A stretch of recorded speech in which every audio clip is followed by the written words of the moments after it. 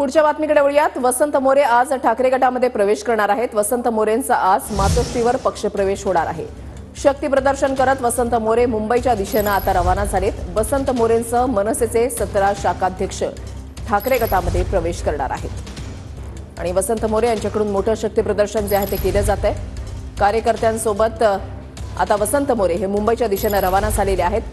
वसंत मोरे यांच्यासह 17 शाखाध्यक्ष सुद्धा ठाकरे गटामध्ये प्रवेश करणार आहेत।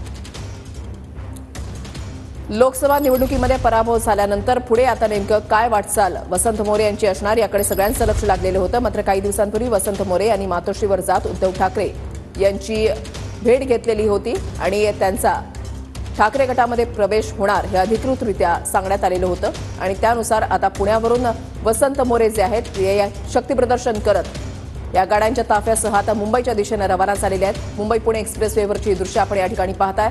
काही वेळातच मुंबईमध्ये मातोश्रीवर त्यांचा पक्षप्रवेश होणार आहे।